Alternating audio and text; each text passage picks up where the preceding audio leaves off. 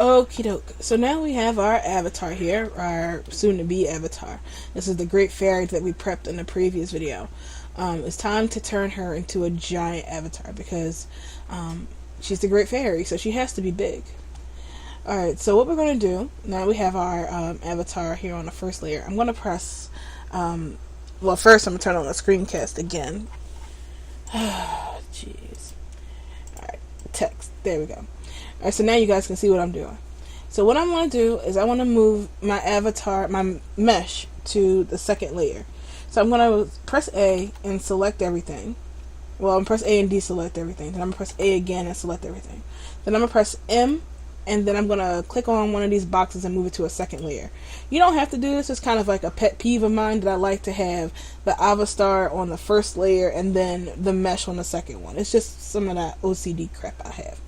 So once she's on the second layer, we can go back over to the first layer, and we're going to add our avatar into it. This is going to serve two purposes. You can use with triangles or quads, whatever. It doesn't really matter. Just pick one. Wait for it to load in. Okay, so what this avatar is going to do is going to serve two purposes. One is it's going to tell us how big. It's going to act as our ruler on how big we want the avatar to actually be. So when you load in an avatar, it's default Second Life shape, and so this will let us know how big our mesh is in comparison to the default Second Life scale. So hold down shift and you can see that she's fairly large, but nowhere near as big as a great fairy should be. So I'm going to click on our dear fairy. I'm holding shift and I'm just going to press S and scale her down a little bit. About here or so. And after all of that work we did in the previous video, we're still going to have to use the transfer the mesh pose. Wait, no, we are not going to alter the rest pose. I will edit this mesh first before I use that. Not that I have anything against it, I just don't feel like it. Alright, so, alright, there. So now we gotta make our Second Life mannequin, the bones, the skeleton thingy, match the great fairy. Because you can see that the head is down here in her neck, and the arms are, even though we made the model shorter, the arms still need to be stretched out a bit. So let's go and change that. So I'm going to click on the loops again, and then I'm going to click on the object tab, which is this little cube up top, and we're going to scroll down until we see avatar appearance. So you're going to click that little arrow again and then scroll down, and it's going to allow us to change the avatar's appearance. So let's first stretch her neck and put it into her head. I'm going to hit you back there. Thank you. And you're going to change the neck length up, and you're just going to push to the head, matches up there. So now the neck bones is in her neck. And we're going to see if we need to do the same thing for the arm, which I would guess the hands would be here. That's actually pretty good. It's bothering me, but I feel like we may have to move the arms maybe a little bit, though I didn't want to. Let's see. It doesn't. Yeah, we gotta move the arms just a little bit.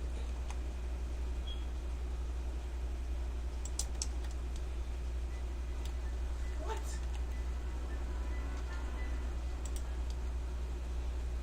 Oh yeah, sorry. My husband's back there playing Breath of the Wild, so be prepared to hear pain.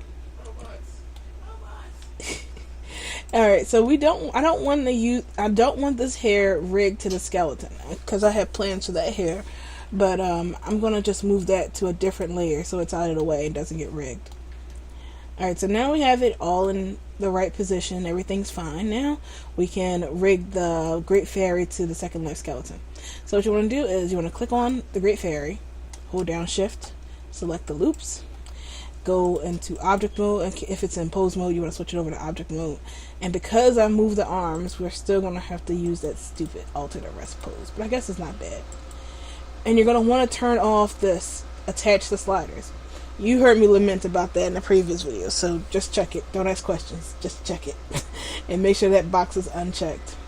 So we have everything here, and it's rigged and it's ready. Like it's all ready and lined up. We're going to just press bind to armature and wait for it to snap. Alright. So now we click on the bones, go into pose mode, press A twice, press R, and you see the arms. Okay. So now when we move it, it moves pretty good. Alright. That's some nice bending you got there. Alright, so we didn't just come here to I'm pressing R and checking the weights around. And they seem to be in pretty good shape. Now, back in the day, if you wanted to make a fit mesh giant avatar, that was not possible. Well, it was possible, but you had to put a classic rig sort of root prim in there first and then rig the rest of it. It was kind of weird. But now, after the bento update, that has changed, where you don't need to do that anymore. All you have to do is just continue to rig it as if it was a regular fit mesh, and you can make it bigger, which is what I plan on doing now, because I want to make this into a fit mesh avatar. That way, if let's say somebody wanted to use this as a base for something, you want to make custom giant avatar ladies. If you were just using the default Second Life one, you can just customize your body and your shape, and not just have a bunch of identical robots running around, because that's not fun. So we can do that, change it into fit mesh. So just click on the bones, go into object mode, click on the mesh, go to the Avatar tab, and we're going to go to fitting and fitting presets, and I want to do halfway. And I want to press this button right here, this like recycle button.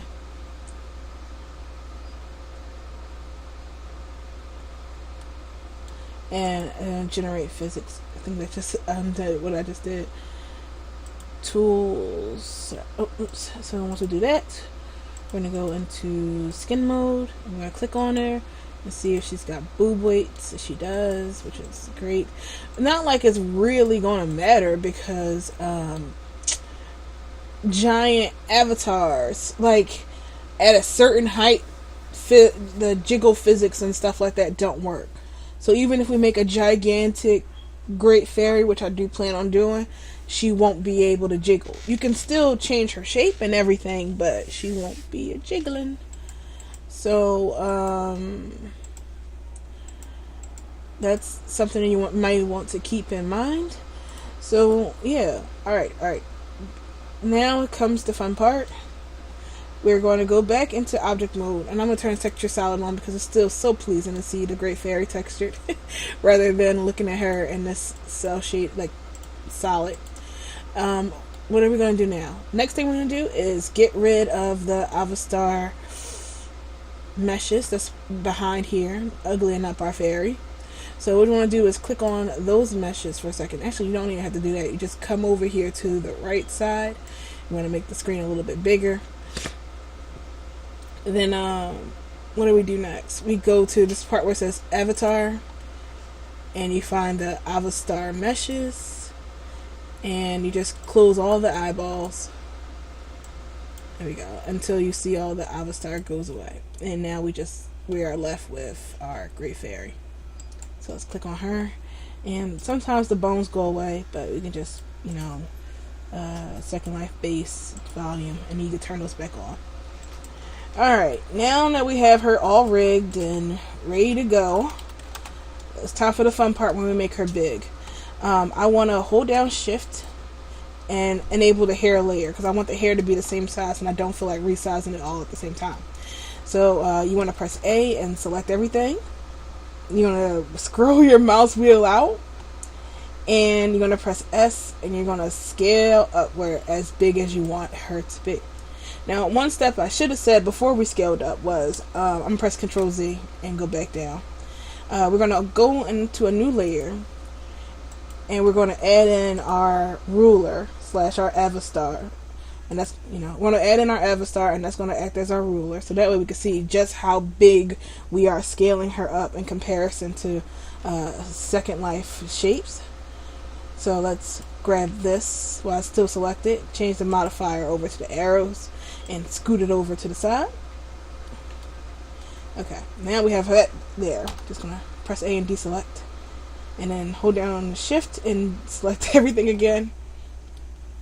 Now we're going to press S and scale it up. So now you can see just how big your avatar is in scale to our default Second Life body. So I want her about that big.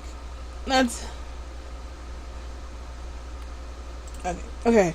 That's as big as a Great Fairy should be. Maybe bigger. I'm not sure. At least I think that's how big she is now in Breath of the Wild. She might be a little bit bigger. Okay, so now that we have our avatar already here, all ginormous, ready to go, we can just select our rigged layers. Well, press A and deselect everything. Select the mesh that is rigged, and then you go File, Export, Avatar.